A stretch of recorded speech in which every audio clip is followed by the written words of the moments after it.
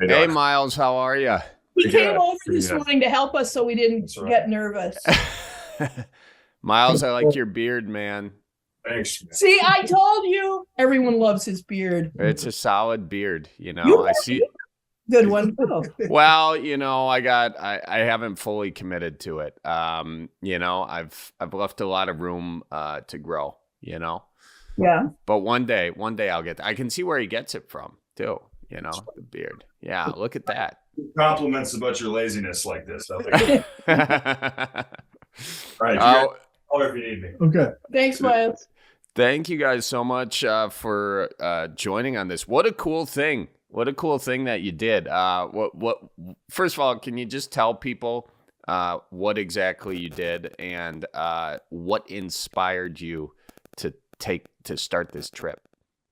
Well, I'll kind of start out by explaining what it is. It's called America's Great Loop, and it's a circumnavigation of the eastern third of the United States and part of Canada. And so we keep our boat here in Manitowoc. On September 8th of last year, we untied it and sailed down the lake to Chicago and through Chicago to the rivers, down the rivers to the Gulf of Mexico, around the state of Florida, up the East Coast, through New York City, Hudson River, Erie Canal, back into the Great Lakes and home. It took us a year and 8 days to do that. Wow. And this is something that so few people have done. I mean, when you compare it to Mount Everest, that's sort of the headline that you see. This is as rare as climbing Everest. How did it feel when you accomplished that, when you came back? The first thing I want to say is that it's as far as the number of people that do it, it is more rare than climbing Mount Everest. However, I don't want to let anyone think for a moment that it's as arduous or as dangerous as climbing Mount Everest. There's lots of dead bodies on Mount Everest. Right. Yeah, about 150 to 200 boats a year complete the loop. So it's we did meet other loopers along the way. That's what you're called, is loopers, huh? Loopers, right? Yeah, not youpers, loopers. Yeah, right. Yeah.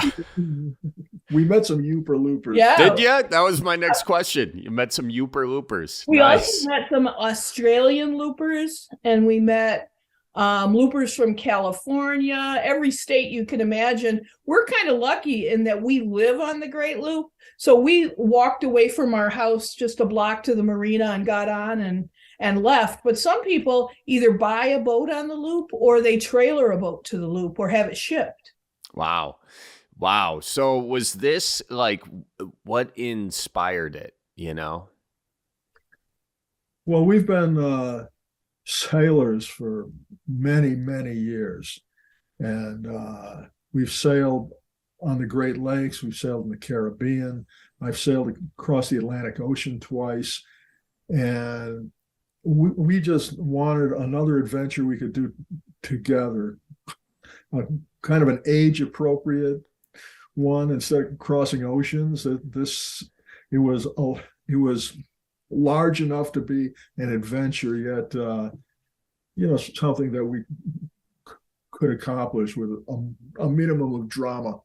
Yeah, we're both kind of boat nerds, so we've lived on our sailboat every summer we could, especially since we retired for 3 months, and we're hoping to be boating into our 80s and 90s. I'm 65 and James is 72. And we have friends that are boating at 85 and up till 90. But our sailboat, which we still have, is sort of athletic. Our trawler is a whole lot easier. So that's what we did the loop in, is a 33-foot trawler. Are you familiar with trawlers, Charlie? Yeah, I mean, that's kind of like one of the boats. I mean, not exactly the boat, but, if you go out trolling for fish or whatever, it's not too far from that kind of boat, right? Right. It's usually described as a single engine power boat. It's got a single diesel engine, and it's economical and it's slow. Mm-hmm. We burn about a gallon and a half per hour at our cruising speed, which is about 8 miles an hour. And we met people with big twin engine boats that were burning 30 gallons an hour. Oh, wow. There's no way we could afford that. And honestly, even if I could afford it, I wouldn't feel very good about myself spending that kind of money. Well, you remember what happened last year to the price of fuel, right? Oh, yeah, it skyrocketed. Well, that was this past year, it skyrocketed. But last year, no, what happened last year? I forget.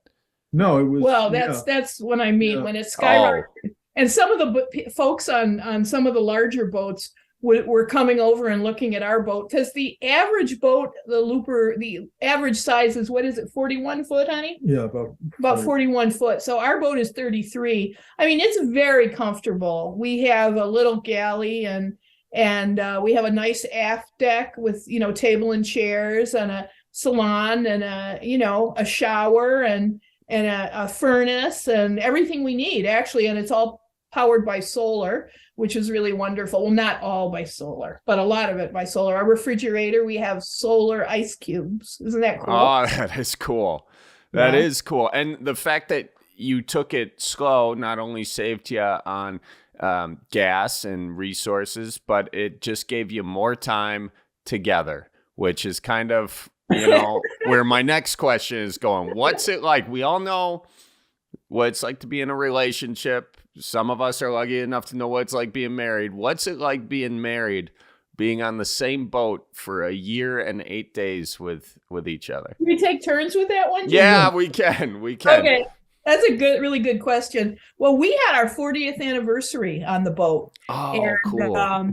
It was really cool. We celebrated it on Lake Okeechobee in the Everglades. Just us and the alligators and the iguanas and the manatees, and it was really, really wonderful. So we're used to living in small spaces together, and even our house, which isn't a very big house, we have a humble home here in Manitowoc, but our house felt huge when we got back, because we're usually like about this far apart most of the time, and people have been saying to us all the time, when's the divorce? But honestly, I think we're closer than ever. I don't even remember. Do you even remember a fight, honey?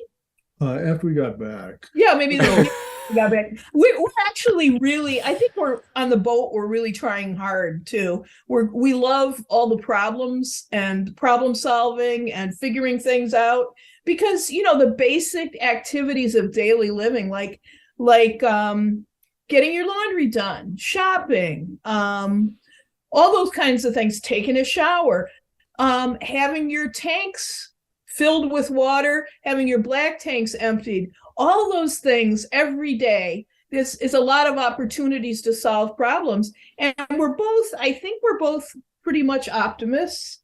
And for us, it was absolutely wonderful. Your turn. Yeah. No pressure or anything. I concur. No, did you have any other thoughts on it though? Yeah, we've just spent a lot of time over the years together on small boats, so it was not a big change. There's some people that go on this trip, it's a part of the bucket list they have once they quit their jobs and retire. And the husband and wife have never spent much time together because they've both been on their careers, and all of a sudden they're stuck in a boat and they find out they don't really like each other all that much. That was not a problem for us, though. We've heard of some divorces along the loop. Really? We have some women going, I'm done, leave, getting off in the dock and say, I'm done, yeah. Bye, Yeah, keep your damn boat. Yeah. We've heard of that. Is there a point in the trip where maybe that is known to happen? Is there like a point, a halfway point or something, or a hard point? Well, I would say the conversations that couples have sometimes when they're docking or anchoring or in bad weather. Mm-hmm. So, I think the tone of voice is extremely important. Yeah, okay, that's good. What are the let's do this. I mean, tone of voice I think would fall into this category, but what is your top marriage advice for couples looking to complete the great loop here? That's a good question. Is know your boat and know how to dock and how to anchor and how to do basic boat handling and line handling skills, both on the dock and in the many locks. We did 106 locks on the loop. Wow. Yeah, all different kinds of locks too. And there's always it's always, no matter how long you've boated, there's new things to learn all the time. And some of the people that we met doing the loop bought a boat and they had a training captain for a day or two, and then they just took off without any experiment. We were terrified just for these people, because it's, I mean, you can always tell those people because they're always smashing their boat into the lock wall or smashing it into a dock or other boats. We call them Harvey wallbangers. Yeah. All right, you got a joke in there. Good. Yeah, that was good. That was a good one. Well, I guess maybe to phrase it another way, what are some takeaways on how to have like a healthy relationship that you learned on this trip? Well, I would say the first thing you'd have to go back in time, which you can't. But I'd say choose your mate wisely when you decide to get married. But then don't let stress turn you into Captain Bligh. If you're screaming at your crew and your crew is the person you sleep with, it's not going to turn out well for you. Yeah. So yeah, and I would say know what you're getting into. I knew what I was getting into as far as cruising, because I have a lot of cruising experience. But really, if and I'm not picking on ladies, but there were a lot of female captains too. But if you're the kind of person that really likes to hang out in a coffee shop and or shopping and getting dressed up and all those kinds of things, maybe this isn't your gig. It's a lot of being outdoors. It's a lot of weather. Although they say if you do the loop the way you're supposed to do it, you can be in 75-degree weather all year round, because you start off, you're in Canada in the summer, you're in on the rivers in the fall, in Florida in the winter, and going up the East Coast in the spring. However, it's really not true, because there's all kinds of, it's never 75 degrees, 24 hours a day. There's all kinds of different weather in there and that kind of thing. And there's just all kinds of, there are stresses. And, you can go to the AGLCA, that's the organization, America's Great Loops Cruisers Association. You can go on their website. They're wonderful. You can go to their rendezvous and you can learn about doing the loop. But I don't think you necessarily know all of the things that you're going to come upon, all the stressors, and you can't prepare for them all, but you can agree to face these things with good humor. The way we looked at it is those challengers are a part of the journey. You're going to have engine trouble somewhere. You're going to have, what are some of the other things that are going to happen, James? Oh, you're going to touch the bottom sometime. Yeah, you're going to hit bottom someplace. There'll be all sorts of issues. Yeah, there's going to be things that happen, and you have to keep it. You have to consider it part of the journey and learn to laugh and this too will pass, right? I think any trip, in order to be a real adventure, has to have an element of the ordeal about it, and this has got a lot of those elements of the ordeal. Danger.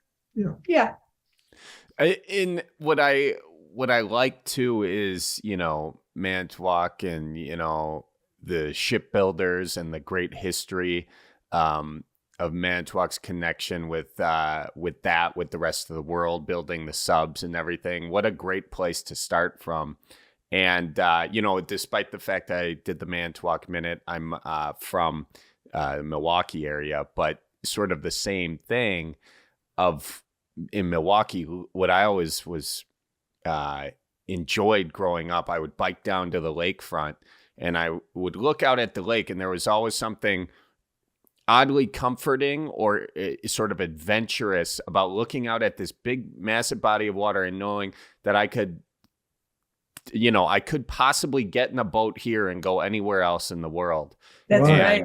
You're right. And it's so cool that's something that we can do here. Is that kind of maybe some of the lore that attracted you to this trip as well? I do want to tell you, we did not grow up in Manitowoc. We retired here to Manitowoc. We lived in Milwaukee area in Bayside for 17 years. Oh, yeah. Same deal, though. Yeah, before that, we lived in the Florida Keys. We've always lived near water, and we're on the shore of Lake Michigan here. Luckily, we don't have a bluff to maintain. We're on across the street from the lake. But I totally agree with you. The mystique of this beautiful, big, beautiful lake. I don't want to live anywhere else. And we had the joy of seeing the rivers, the canals, the lakes, the oceans, all the way around our country, and they're beautiful. But there's no place like home. Absolutely, no. We love it here. It is beautiful. What attracted you to Manitowoc? Well, when we were still working for a living, in the summertime on our vacation, we would take our boat and sail up the coast to Door County. Mm-hmm. And we would invariably get weathered into Manitowoc. I don't know what it was. Fog. Yeah, fog or storm or something. So we get stuck in Manitowoc. And if you arrive in a town in a boat, you don't have a car, so you have to walk around. So we spent days walking around Manitowoc. And we found it was a very authentic, slightly down at the heels harbor town that had a lot of authentic charm. Yeah. And then we discovered that you could buy a house here for a fraction of what we're paying for a house in Chicago. I thought this is a retirement plan here. I don't know if you know this, Charlie, but you can buy a water view home here, which would cost $500,000 somewhere else for $100,000. Did you know that? I did. I didn't actually. You know what? I should say I didn't know $100,000. I would have guessed maybe 200 or 300,000. But that's incredible, especially if you look geographically. A geographical comparison between Chicago and Manitowoc. Yeah, I mean, it's like, you're not going to tell the difference. You're going to be looking out at this body of water. And if you squint or have enough old fashions, it's going to look like an ocean. So, I mean. It's really an amazing place. I've certainly spent a ton of time there. Obviously, I love it. It's a great, great town. And I have to say that the downtown is no longer down at the heels. It's come a long way. I have to give a plug to Justin Nichols, our mayor. He's pretty amazing, and his whole team. They've done great things. He's a great guy. Yeah, I know him very well. He's a real genuine, down to earth guy. You ever have beers with him? Oh, yeah. He's a good friend of ours. Did you know he just had his hip replaced yesterday? Oh, no. I got to message him. Wow. Yeah. He's home recovering. He's doing fine. He's got his wife now. He's married now. Good for him.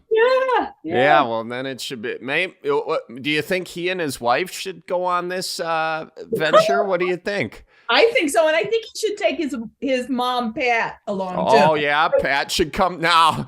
Look, have you met Pat? I haven't met Pat. I don't think. And if I did, Pat, I'm so sorry. I screwed the pooch there. But I look, a couple going on this adventure is one thing, but a couple plus one mother-in-law, no matter how great the mother-in-law is. I agree. I mean, that could be that's a different dynamic. You're going to need a bigger boat, and I don't care how big your boat is. It could probably be a little bigger. Yeah, we did meet families on the loop. I should tell you that. The Boomer Shines, look them up. They've got a YouTube channel. They're so much fun with two little kids. But they're on how big is their boat, honey? 50. Oh, it's big. Big. Is it? Well, maybe I'm wrong. And by the way, I shouldn't just say mother-in-laws. I should also say father-in-laws too, since they can also historically, be a pain in the ass, So Yeah. Not that I'm saying from experience either. Look at me. I'm doing the Midwest thing where I say a statement. Now I'm trying to cover all my bases. I'm not talking about, I'm saying in a hypothetical situation. But now you're telling me, though, that full families have done this and it's worked out fine. So what do I know? Does your family listen to this podcast? No. I Nobody listens. my mom might. I always make jokes about that too, because I'm like, yeah, I know I talked about you on my podcast, not that you listen to it, but that's fine. They have 12 kids. I'm one of 12, so they can only care so much. You know what I mean? About any one particular kid's podcast. Charlie, can I ask you a question? Oh, please do. Where are you? Where am I? I'm in my duplex right now. Look at that. I got a beer collection up there. Look at that. Some quitting times. Yeah, I'm in Milwaukee. Are you in California? No, I'm in Milwaukee. You want to see the gray outside? There you got it. Yeah, I live in Milwaukee. I used to, before I was doing everybody asked me that. I'm not so sure why. I did live in California back. I lived all around the United States. I lived in Texas and South Carolina and California. But no, I haven't lived there since 2018 or so. So we caught your show at the Capitol Civic Center, and it was hilarious. Oh, thank you guys for coming out to that. I appreciate that. Let's just talk about you. Oh, nobody cares about that. I'm not the one who sailed around the deal. That was you guys. I don't know. Somebody told me that you were Manitowoc's second most famous person. Oh yeah. Are you the first most famous? Stephen Avery. Oh. I have a feeling when he got to the height of his thing, Manitowoc was like, just give us anybody. And then it was, hey there, folks, how you doing? And Manitowoc was like, all right, fine. If it's got to be him, whatever, But I do have a question about you guys doing this. What were some of the cool things that you saw? I mean, look, if you drive around the country, you see this country in one particular way. If you take a train, you have a completely different view and vantage point. If you bike across it, you see something else. Hike across it. But the sailing across it, what were some of the unique things that you saw? I'm glad you didn't ask us what our favorite place is, because that's really, really hard. And that's what everyone asks us. But we saw amazing things. And we did take some side trips, which is another option that you can do. So I'll tell you a couple of mine, and then James can tell you a couple of his. We loved anchoring out next to the Statue of Liberty in New York City. Yeah, I saw that picture.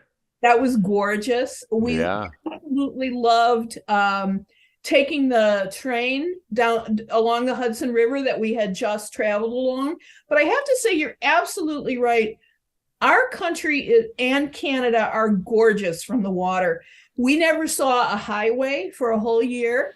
We saw no strip malls or big box stores. We took an occasional Uber ride, but rarely were in an automobile. And I tell you, that's the way to see the country. We didn't eat in a fast food restaurant for a whole damn year. Yeah. Wow. Yeah. But we saw a lot of different kinds of places, and I'm a birder, and so me too. Are you? Yeah. You got to do the loop. Oh my gosh! When we were going down the Illinois River in the fall, the birds were migrating along with us. So there were so many birds on the waterway. I was talking to the birds. I talk to the birds while I'm piloting the boat, always talking to the birds, getting real excited. And James is like, focus, Jill, you don't want to run out of the channel or something, right?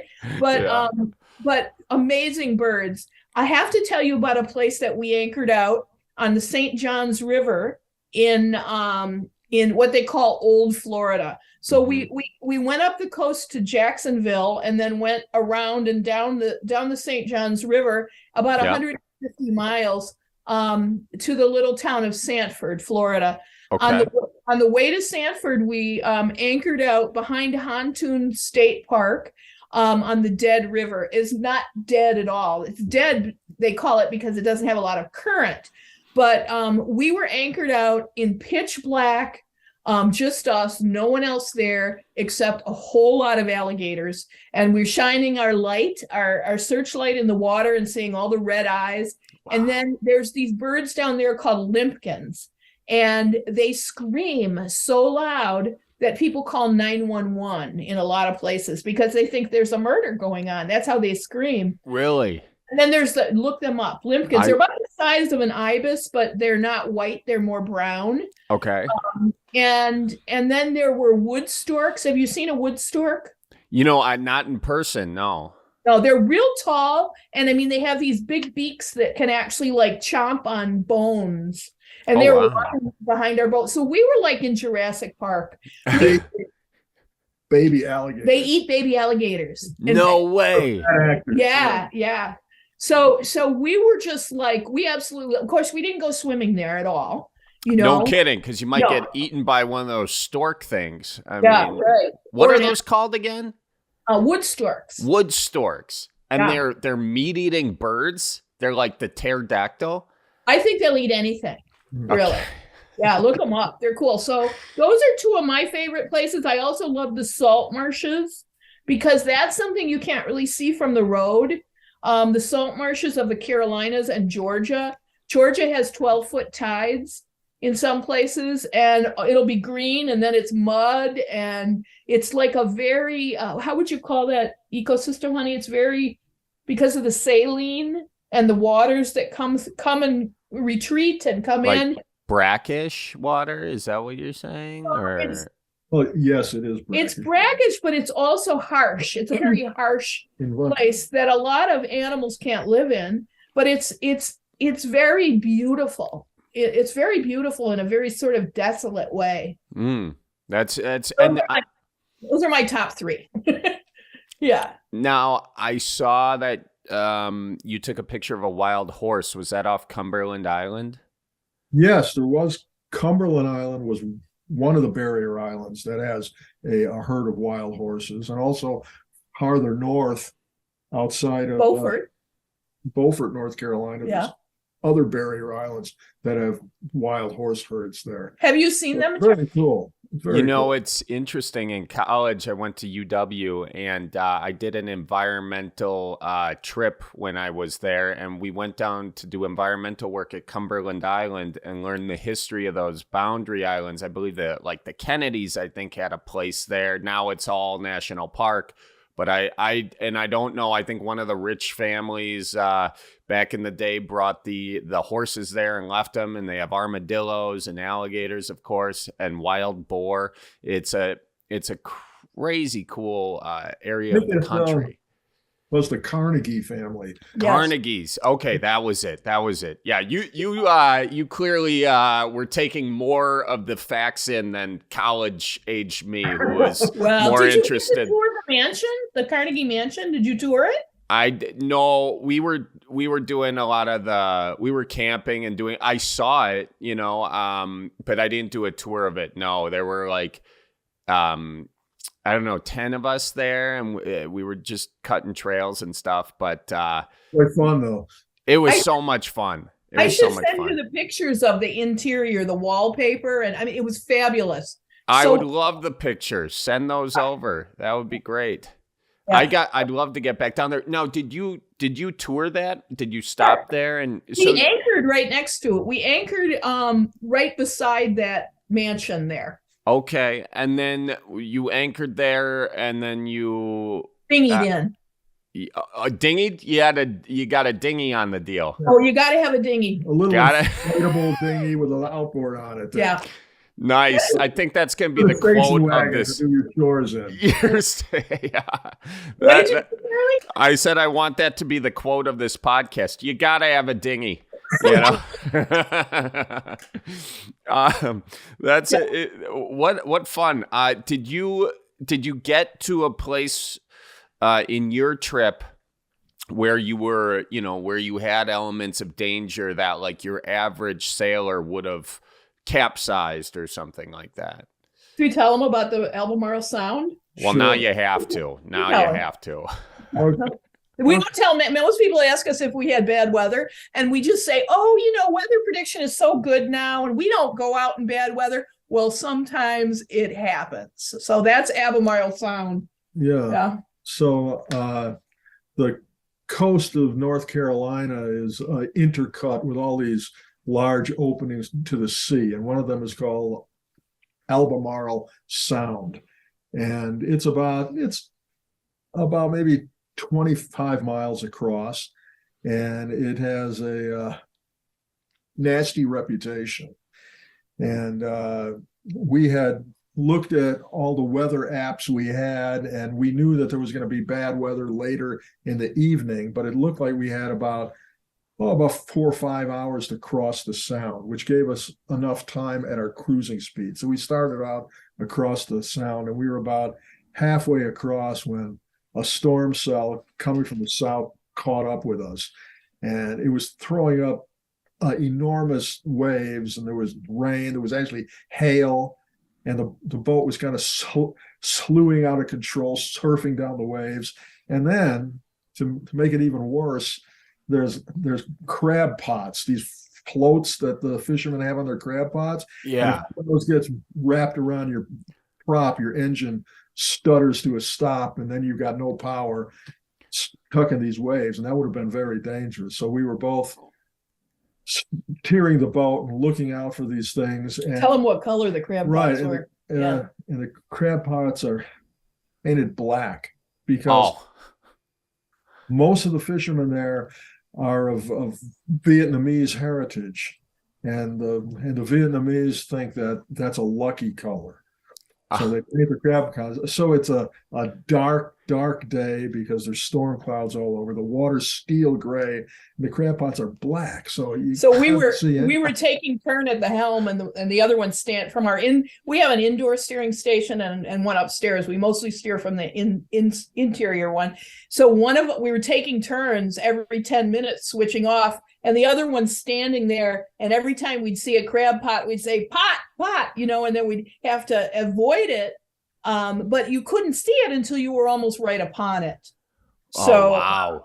Yeah. So then we did get to the shore. Obviously we survived. And we've been because we're Lake Michigan sailors, we know about weather, and our boat is a coastal cruiser and can handle that weather. I should tell you that most of the loopers will tell you the place they're most afraid of is Lake Michigan. Lake Michigan is famous for having, what would you say, honey? Why is Lake Michigan famous? Well, because people in other parts of the country are absolutely terrified of Lake Michigan. It's got a terrible reputation, and sometimes it absolutely lives up to its reputation. We met all sorts of people. Thank God we're off Lake Michigan. I'll never go back there again. You're like, that's home. That's home. I know. That's right. Why is it the current on Lake Michigan? Because the Great Lakes are like a big river, right? And one flows into another, all the way to the St. Lawrence Seaway. Why is that part of what makes it so treacherous? Well, I think it's the north and south orientation of the lake, where the systems of weather that go west across the country hit the lake, and it's a long fetch. Yeah, right. For waves to build up, there's a long way down the length of the lake for waves to build, and they're close together. And so ocean rollers are pretty far apart, and they're a soft roll. Lake Michigan is chop, chop, chop, chop, chop. And it can be like being inside of a washing machine sometimes. If you're out on the ocean, 8-foot waves are often not a problem. It's like an elevator ride up, elevator ride down. On Lake Michigan, and 8-foot waves are like the combination of a tilt-a-whirl and a car crash every 5 seconds. I mean, it's unbelievable. Well, And that brings up a whole other point too of you have to be so knowledgeable to do this of not just Lake Michigan, but also smaller rivers, canals, the ocean. I mean, you have to have knowledge of so many different bodies of water. Is there, if someone was looking to do this themselves, how would you recommend they start? Is this the kind of thing you can only figure out by experience, or what resources do you study before just getting out there and doing it? Well, I think they should take a boat handling course and a navigation course. I think there are people that do it without it, but I think it's really a good idea. And then spend a year or two getting to know your boat, understanding navigational systems. You have AIS if you can, so that you know the names of the boats, especially on the rivers. The rivers weave in and out like serpents, and you can't see what's coming towards you. And there are huge towboats pushing barges that are 3 barges wide and 5 long sometimes, or more. And sometimes the channels are very narrow. It's really good to have AIS. It's really good to understand. AIS is an automatic identification system. You can look at your electronic chart plotter and it'll tell you that there's a boat arriving. You aren't able to see it yet because it's around the bend of the river, but it'll give the name of the boat and information about it. So you can call the boat up on the radio and let them know we're coming around the bend as well. What would you like us to do to avoid a collision? And sometimes they'll say, well, come on by, but stay over to one side, or don't. I'm going to take up the whole river coming around here. Just stay where you are. Things like that. So it's nice to have that information. Right. But I think you can join the AGLCA Facebook page, Great Loop Facebook page, and start just reading. You can join the organization, attend one of their gatherings, which are a week long, and take seminars and learn about it. We didn't do those things because we have a lot of experience cruising.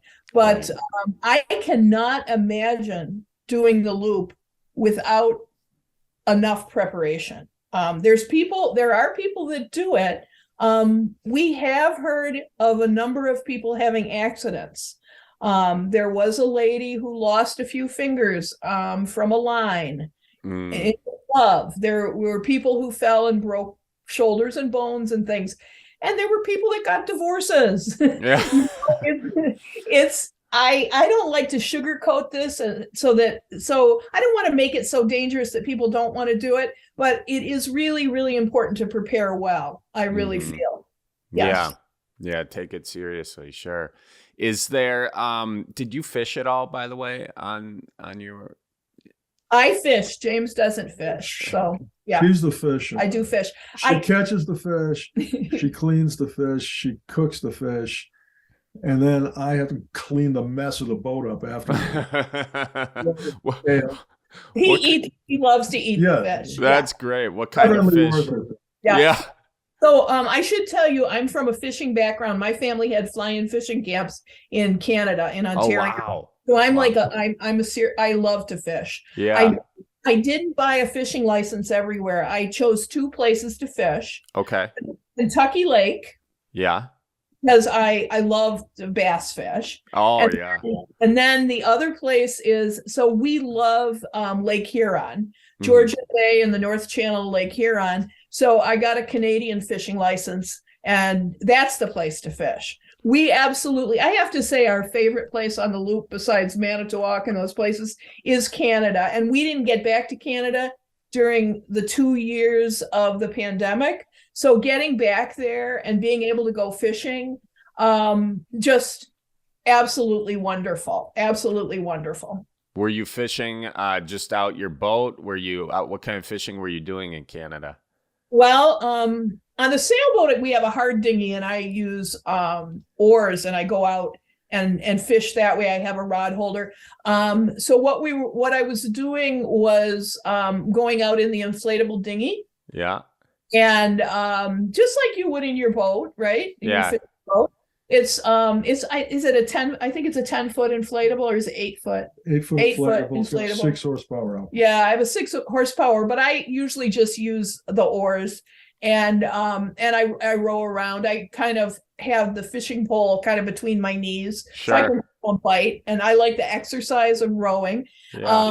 So I can go a long way. I have to always try to remember where the boat is, take a radio just in case. Sure. But the fishing in the North Channel, Lake Huron, if you haven't been there, Manitowoc Island is the largest freshwater island in the world and the most beautiful place on earth. And if you like to fish, you really need to get up there. Wow. Yeah. What did you get? Bass. I'll send you, when I get your email, I'll send you a picture of some of my bass. Yeah, I would love to see your bass. That would be fantastic. That would be great. I would love to share my bass with you. I didn't get any walleye on this. Is that weird? Okay. I didn't Could sound weird if the reception isn't perfect. So I used to be sort of a snob that I only liked walleye, when I lived, in the small lakes. But I like there's much or more than walleye now. I think it's delicious. They're fun to catch. Oh, there's you like to catch bass? Yeah, there's no more fun fish to catch. I mean, a bass is great. Walleye kind of fight like a log a little bit, but bass, they give you that. They'll jump up in the air. They'll shake the lure off. They're a great time. Yeah, they are. But the walleye, it's a skill to catch walleye. To be able to know when to set the hook and everything else. The first time James went fishing with me for walleye, I told him, we were young. I was 22 and he's 8 years older than I, so he was whatever. And I said, honey, I'm going to catch 8 or 10 fish for every one you catch. And he said, no, you're not. And I said, I don't want you to feel bad, but I'm going to. And we went out and he didn't even feel him biting. And I was just bringing him in and he just was like, oh my gosh. That's the reason I don't fish, the humiliation. Yeah, you got to open the bail, let them run a little, and then set the hook. That's the deal. Well, yeah, you got to setting. Well, we could talk forever. We could. I mean, I'm telling you how we got them over on Lake Winnebago growing up. We'd throw a leech out. We'd give it and we were doing live bait. That's kind of the Fond du Lac way over there. Bring them in a little. They bump it, and then you'd open the bail because then they turn it and go. Really? And then you set the hook. Yeah, for walleye. Really? Yeah. Oh, yeah. Wow. Now I see what you're talking about. She's judging me hard on this fishing technique here. Yeah. It's cheating, Charlie. It's cheating. I know. Well, I know. I was a kid. You know what I mean? It's cheating, but it's also that was the way they did it over there, and that's the way my grandpa did it. We would do the crankbaits and stuff. But I think when the kids were out, he'd throw some meat on the hook. Find a way to do it. Look at that! You calling me cheating over here for my walleye thing? A little pink jig, and you don't like the live bait. That's what you don't. No, like. I've used worms. I'm going to admit it. I have used night crawlers. Well, there's a little bit more skill in putting a leech on a hook, a tad bit more, right through the sucker, through the back, Hey, well, Oh, they're gross. They're kind of gross. They are. Yeah. Oh man, this has been so much fun, guys. Is there anything I didn't ask you that you think I should have? No, I thought it was a great conversation. Yeah, it was a lot of fun. Oh, we're doing a book. We're writing a book. Are you really? When is that coming out? When's that coming out? Sometime next year. So James is finishing the rough draft, and then we're going to use both of our logs. We both kept logs, and I kept a sketchbook journal. I drew something every day. So we're going to include photographs and drawings from the sketch journal and our stories, which have very different outlooks. I love that. Yeah. I love that. 2 different perspectives for the same journey. We don't have a website or anything, but people can look us up on Instagram at Jill and James. Perfect. You got the Jill and James handle, huh? And when we publish the book, if you could do a blurb. Oh, yeah. The greatest novel of the sea since Melville or something like that. I'd be happy to. And when you publish it, we'll release this interview too, so people can get it. So just keep in touch with me on the progress of that. That's amazing. That will be great. Will I be able to find your email so I can send you my fish pictures? Yep.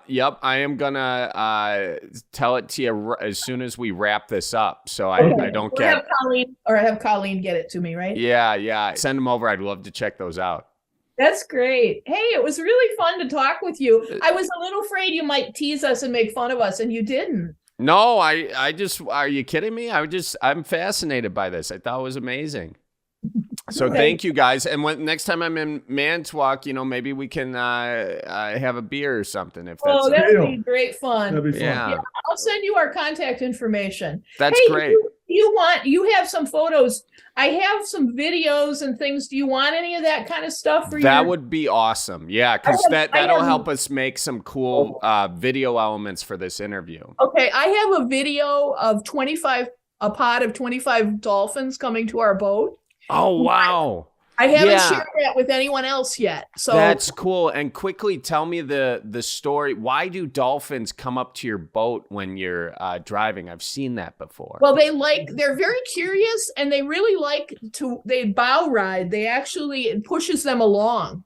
So it's like they're having fun. They love it. So it's almost like they're drafting behind you. It'd be the equivalent of driving behind a semi or something, which, you shouldn't tailgate a semi, but people do. Or like if you're biking in a Peloton kind of. Right. Yeah. So I have a video of a pod of dolphin coming across the Lake Michigan that saw us. I'm sorry, across the Gulf of Mexico. The other lake, the Gulf of Mexico, that saw us, and they came and they were with us for several minutes. We had 25 dolphins like right under the boat, and I got to videotape them. Wow. So I haven't shared that with anybody yet. We're going to be on WGN TV morning show in December, and I kind of wanted to save that and share that with you. I thought it would be That would be incredible. That would be incredible. And what are some of the other videos that you're going to send over, just so we have your explanation of what's going on? I have some videos of some of the locks. There's locks that on the Erie Canal and on the Trent Severn Waterway that are pretty interesting. One of them is a railroad lock where you go on a railroad car down a cliff, they lift your boat out on what the railroad car does is it goes down the hill into the water and under the water. Then you float your boat over it. And then they bring it up. So now your boat's on the railroad car. It goes up the hill, over a road, down the other side of the hill, and under the water again, and your boat floats up. So I made a video, a time-lapse video of that, which is just like, people just scream when they see it. It looks like a roller coaster ride, right? Wow. Yeah. That's so really cool. I'll send you those two, and then I don't know, maybe a few of the birds, some of the birds. That would be great. Yeah, that would be really cool. Well, thank you so much. I really appreciate you both. This was an amazing interview. I appreciate your time on it. You're really easy to talk to. Thank you, Charlie. Oh, no, you are. No, you are. I swear. Okay. Thank you both. We'll see you soon, I hope. Okay, thanks, Charlie. Right. Bye-bye.